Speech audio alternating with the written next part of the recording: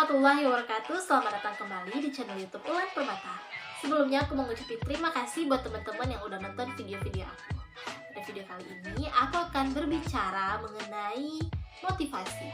Nah, buat teman-teman yang penasaran apa yang akan aku bicarakan mengenai motivasi, langsung aja kita saksikan videonya.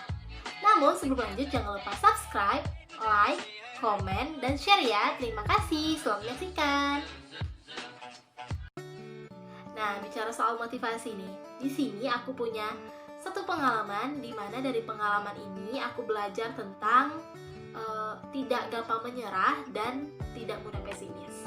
Pengalaman ini aku dapat sebelum masuk perguruan tinggi negeri atau lebih tepatnya ketika kelas 3 sekolah menengah atas menjelang kita masuk perguruan tinggi negeri. Nah, awalnya itu sebelum kita masuk perguruan tinggi negeri itu kan ada beberapa seleksi nih untuk masuk ke universitas yang kita tuju.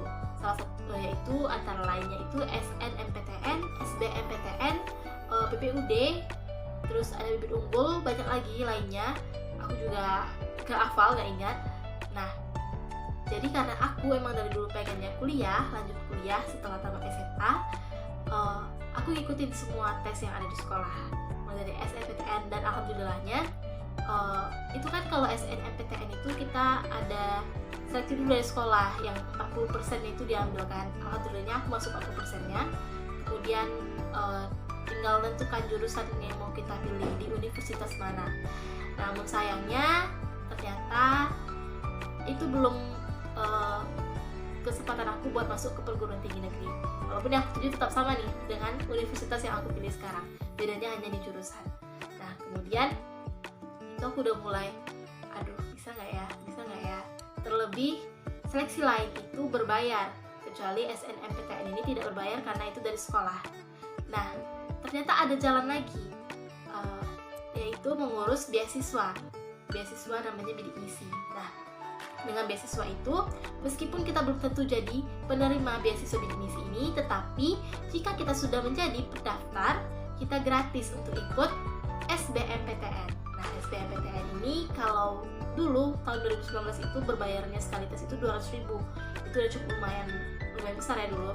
Nah, kemudian aku ikut tes awalnya modal nekat karena antara yakin gak yakin bakalan bisa, padahal awal-awalnya nih udah semangat nih. Mulai dari ngumpulin soal tahun-tahun lalu, mulai belajar, temen emang agak berat karena gak tahu jawabannya, gak ikut bimbel juga, gak ikut apa-apa juga. Tibalah di hari tes, terus ikut tes. Ikut tes itu pun juga masih antara yakin dan gak yakin sama nilai sendiri karena takut itu nilainya bakalan rendah. Terus tunggu keluarlah nilai. Kalau waktu itu sistemnya kan keluar nilai dulu, baru setelah keluar nilai kita bisa tentukan universitas mana yang kita tuju beserta jurusan-jurusannya. Nah, jadi keluar nilai, kalau nggak salah nilainya itu di atas 600-an dulu kalau nggak salah. Terus bisa pilih jurusan apa yang kita mau.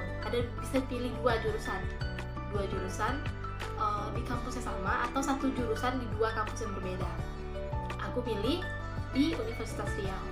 Nah, untuk SNMPTN dulu, aku pilih jurusan yang pertama itu akuntansi, yang kedua itu pendidikan bahasa Inggris. Dan tapi kedua-duanya gagal. Kemudian di SBMPTN, aku takut gagal lagi nih.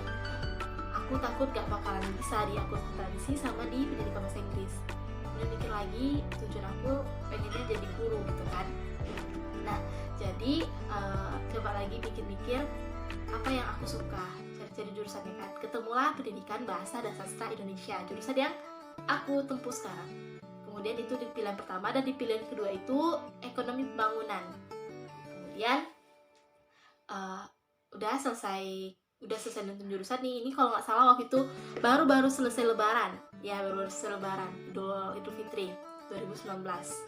Kemudian udah aku lupain masalah itu kan, lupain soal udah mendaftar di UNRI nih. Soalnya aku antara yakin gak yakin nih bakalan keterima, takutnya kayak SNMPTN gitu kan. Kemudian udah cari cadangan bakalan kuliah di kampus mana gitu. Udah mulai cari, udah sempat juga daftar karena takut banget nggak dapat di UNRI, jadi daftar di universitas lain, biarlah swasta. Yang penting kuliah, itu tuh pun bukan universitas tapi institut. kemudian gak lama selang itu, selesai bayar uang untuk masuk institut itu, aku ngeliat nih story teman-teman aku yang baru yang ngepost tentang dia lulus SBMPTN. Nah, aku jadi penasaran dong, wow lulus ya. Terus aku pikir caranya gimana, aku pengen lihat juga, siapa tahu lolos gitu ya kan. Terus aku langsung hubungin teman aku itu, bilang minta tolong buat cekin nama aku lolos atau enggak. Terus dia cekin nama aku, ternyata alhamdulillahnya aku lolos. Padahal itu udah pesimis banget, gak bakalan lolos, gak bakalan jebol.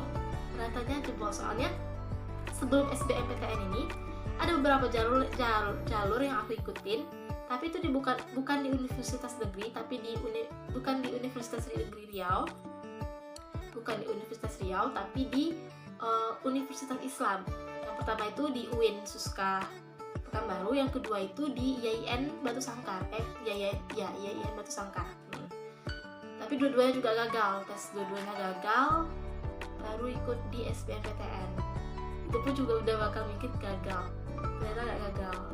Ternyata rencana Tuhan itu ya kamu di sini melalui jalur SBMPTN gitu kan. Terus ya udah, institut yang udah daftar tadi dilepasin gitu aja, karena emang tujuannya UNRI gitu kan. Langsung lah awal mikir awal pertama tuh kan jebol kan, terus mikir untuk daftar ulang nih. Daftar ulang biasanya pakai biaya, terus pas itu tuh nggak ada biaya buat pegangan buat daftar kuliah sama sekali. Terus baru coba cari informasi lagi apa aja yang mau diurus, karena kan udah aku ceritain di awal tadi kalau aku itu daftar beasiswa bidik misi. Nah ternyata alhamdulillahnya walaupun waktu itu belum lolos jadi penerima beasiswa bidik misi, tapi karena udah menjadi pendaftar atau calon, itu tuh nggak ada pembayaran sama sekali di awal.